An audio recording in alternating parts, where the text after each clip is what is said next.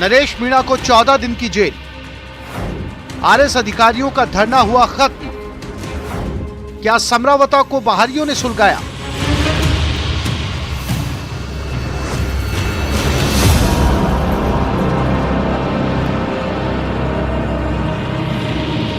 तेरह नवंबर को टोंक के समरावता गांव में थप्पड़ कांड के बाद नरेश मीणा पुलिस के रडार पर थे। कई घंटों के हाई वोल्टेज ड्रामे के बाद उनकी गिरफ्तारी हुई। गिरफ्तारी के बाद पहली रात जेल में गुजरी और फिर वीडियो कॉन्फ्रेंसिंग के जरिए उन्हें मजिस्ट्रेट के सामने पेश किया गया, जहां से नरेश मीणा को 14 दिन की न्यायिक हिरासत में भेज दिया गया। हालांकि उनके वकील लाखन सिंह मीणा ने पुलिस पर गंभीर आरोप लगाए। लाखन सिंह का आरोप है कि हवालात में एसडीएम अमित चौधरी से नरेश मीणा की पिटाई करवाई गई।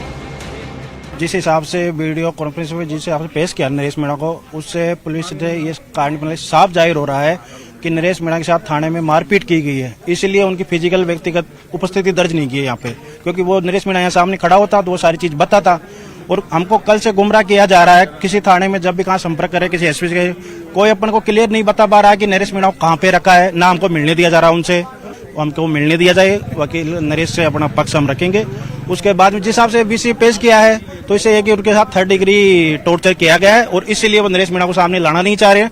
तो हमने मेडिकल बोर्ड के लिए एप्लीकेशन लगाई है कि मेडिकल बोर्ड का गठन करके उनका मेडिकल करवाया जाए। उपचुनाव के दौरान जिस तरीके से एसडीएम अमित चौधरी को नरेश मीणा ने थप्पड़ जड़ा, उसके बाद आरएस अधिकारियों ने विरोध में पेन डाउन हड़ताल शुरू कर दी। प्रशासन की तरफ से समझाने की कोशिश भी की गई, लेकिन बात नहीं बनी। इसके बाद शुक्रवार सुबह आंदोलनरत आरएस अधिकारियों ने मुख्यमंत्री से मुलाकात की, जहां से उन्हें हर संभव मदद का भरोसा मिला। हालांकि आरएस एसोसिएशन ने अपनी विभिन्न मांगों को पूरा करने के लिए 1 महीने का वक्त दिया है। ऑफिसर प्रोटेक्शन एक्ट लागू करने, अधिकारियों को सुरक्षा के लिए गनमैन उपलब्ध करवाना, लापरवाह पुलिस अधिकारियों कार्मिकों पर जांच के बाद कार्रवाई, मजिस्ट्रेट ड्यूटी पर तैनात अधिकारियों के समन्वय के लिए एसओपी जारी हो। मुख्यमंत्री से मिले आश्वासन के बाद आरएस एसोसिएशन की कार्यकारिणी की बैठक में कार्य बहिष्कार को वापस ले लिया गया।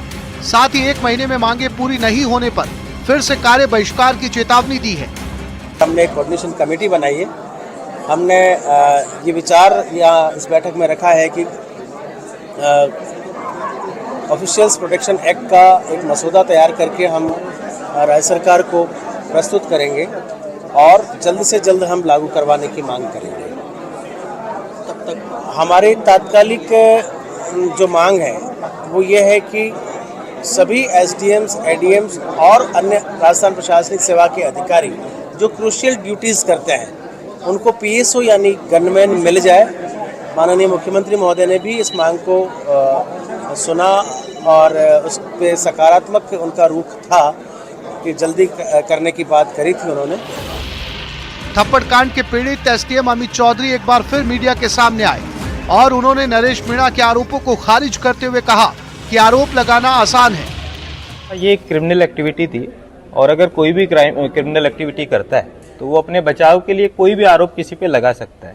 लेकिन मैं अपने as a SDM, as a area magistrate में अपनी ड्यूटी पे था और जिन लोगों ने भी वोट किया वो सब अपने वेल जो समझदार लोग थे, सब अपने वोट मत का इस्तेमाल उन्होंने किया है। इसमें ये बात कहाँ से आ जाती है कि मैंने कोई जबरदस्ती किसी से वोट डलवा दिया?